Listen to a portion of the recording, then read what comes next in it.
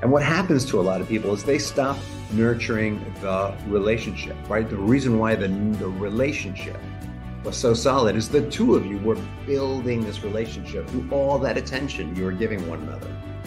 You get married, you take on the commitment, the burden, and it's like, oh my God, we need to make money. We have children, we need to make sure they get to school, all those things. And the relationship stops being central. And then we start to slip into negative patterns.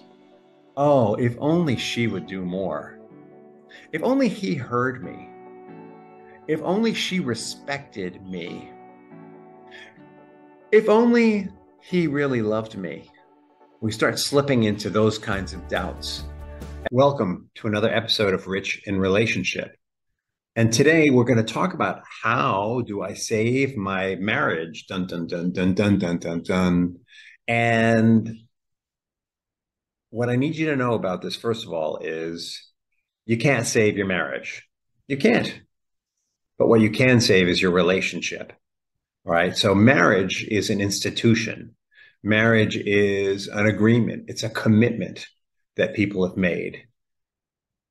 The only way, a better way to put it would be, the only way you can keep your commitment is to save the relationship. Commitment in marriage is based on relationship. Oh, well, that's just verbal kung fu that you're doing. And that may be true, but it's not completely. What you need to focus on here is not the marriage and what it represents to your family and what it represents to your friends. What you need to focus on is the relationship. Marriages become at risk when relationships start to crumble. The basis for a crumbling relationship is neglect, fear, a desire to control or manipulate, anger, blame, and taking your partner's inventory and ultimately disregarding the well-being of the relationship and your partner. It's the opposite of what got you into marriage as a commitment in the first place, right? So think about it. When you first met your partner, it was you were totally focused on each other. It was like this mad, fulfilling experience, right? You just were spending time with each other always. When you're not with each other, you were talking to your friends about one another or your family about one another. You probably were falling asleep on the phone at 2 a.m, drooling. You're talking all 5 love languages all at once, gift giving, touch, quality time, lots of quality time, words of affirmation, saying really good things, positive things about each other. And I'm missing one. Acts of service. You're doing tons of acts of service for one another all the time. Like that's part of being infatuated or in love, is that we're fully engaged in one another in a way that you can't help but know that the other person loves you. And then all of that comes together and you go, I want this experience forever. Right? Forever is a dangerous word. It's right up there with never. In the same sense that when you say never about something, it's kind of like inviting it to happen. When you say you're going to do something forever, it's like killing it. It puts an end to it. There's no forever and there is no never. These things don't exist except in our minds. The only time that forever and never exist is when we're taking each other's inventory, which we can talk about later. All right, so you go through this amazing courtship, you make the commitment, and then when you make the commitment, you sort of go back to real life.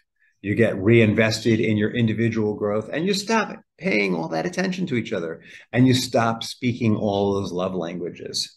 And what happens to a lot of people is they stop nurturing the relationship, right? The reason why the relationship was so solid is the two of you were building this relationship through all that attention you were giving one another. You get married, you take on the commitment, the burden, and it's like, oh my God, we need to make money. We have children. We need to make sure they get to school, all those things. And the relationship stops being central. And then we start to slip into negative patterns. Oh, if only she would do more. If only he heard me. If only she respected me. If only he really loved me.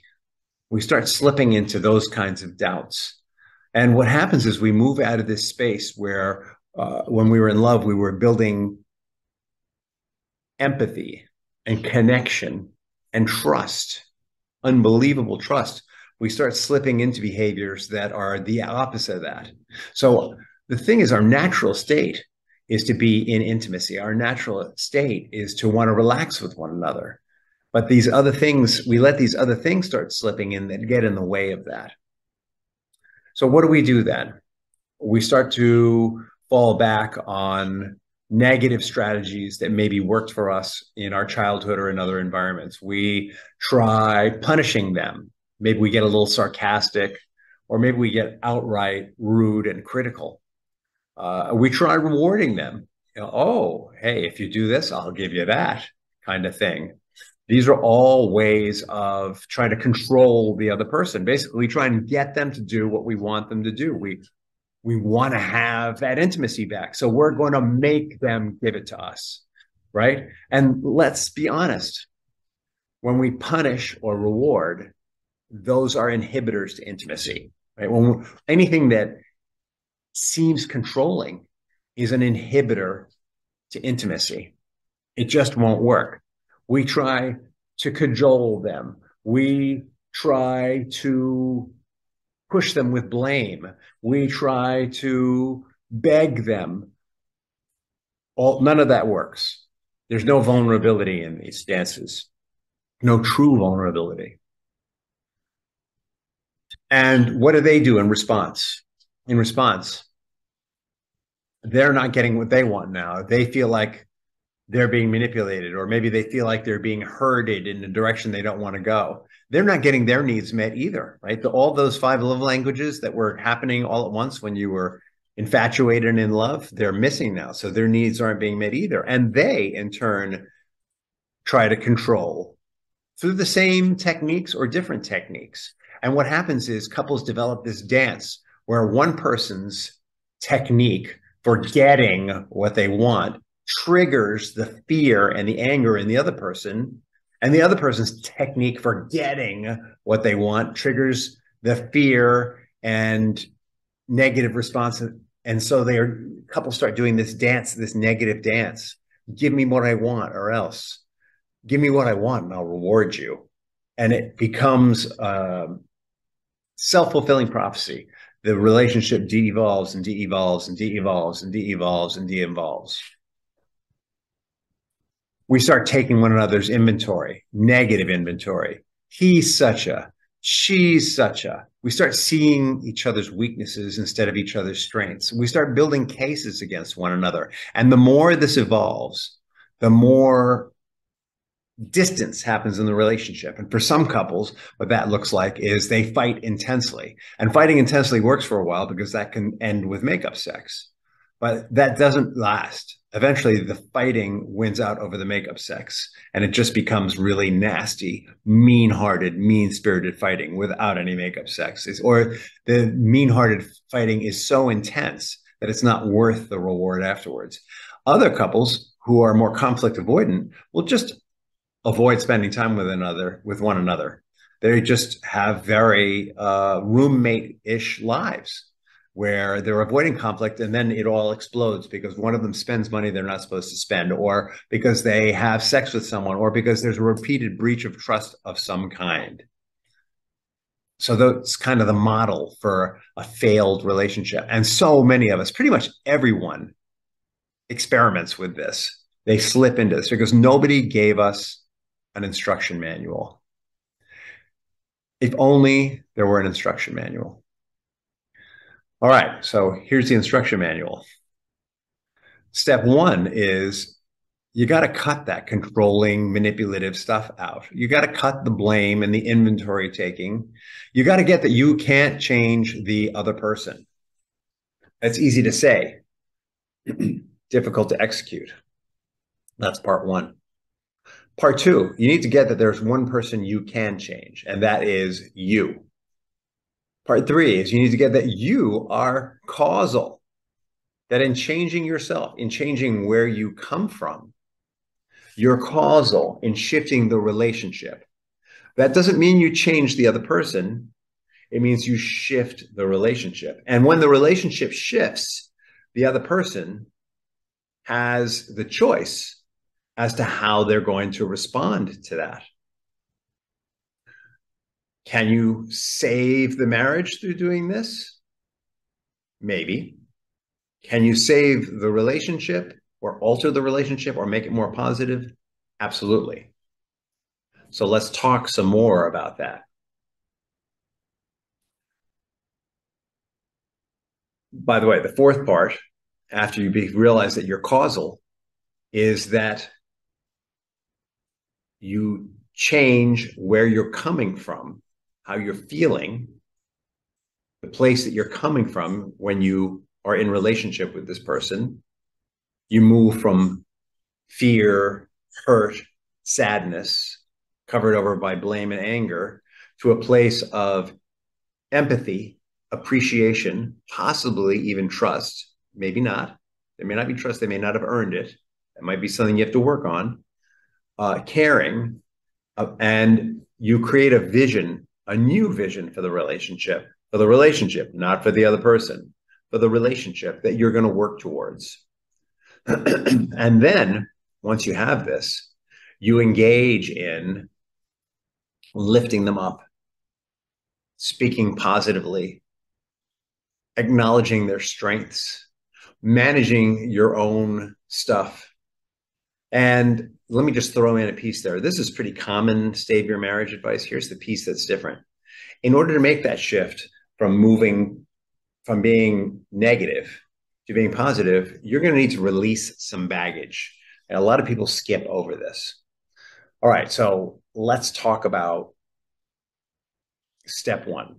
You've identified that you're in a relationship and that it's not working, and that you may be able to save the marriage, but most importantly, you're going to save the relationship. This is a particularly vital decision if there are children involved, because the truth is you're always going to be in a relationship. So the first thing you want to focus on is saving the relationship, because whether you're divorced or together, you have this bond of children, and you're going to want to put your best foot forward for the sake of the children, right? First, you need to identify your emotional baggage. What is it that has contributed to my seeing this person the way that they are? It might be their actions. It might be that their actions trigger judgments on your part that don't completely fit the situation. What's the emotional baggage that I have? What issues do I have around trust? What is driving me to try and control the situation, to try and manipulate the other person? What is driving me to do that? How can I what are my own hurts, fears, and sadnesses? And some of those may be from childhood, by the way. It might have nothing to do with this person. And what are the hurts, fears, and sadnesses that are appropriate to this situation? And what are the lessons that I need to learn from these emotions? When we learn the lesson of the emotion, we no longer need to have it. Emotions are here to tell us there's a lesson to be learned. Why is there a lesson to be learned? Because there's a disconnect between where we want to be and where we are. And as long as there's a disconnect between where we want to be and where we are, there's a lesson to be learned. And when we learn the lesson, we are where we want to be. Like, this is living life 101. In order to learn the lesson, we may need some help releasing the baggage. One of the things we do here at Rich in Relationship is we help people release baggage. We've got some specialized techniques like timeline therapy and trigger management and anger management, whole tools that some people have and some people don't, that will help release the baggage. So we identify the baggage that it is that we need to release. How much of it is from my childhood? How much of it is from my adolescence? How much of it is from now? And how willing am I to let it go in order to have a relationship that works? Yeah, that's what this is about. I want to have a relationship that works. If I have a relationship that works, the possibility of keeping my marital commitment opens up. If I don't have a relationship that works, no matter how hard I work on that marriage, nothing's going to happen.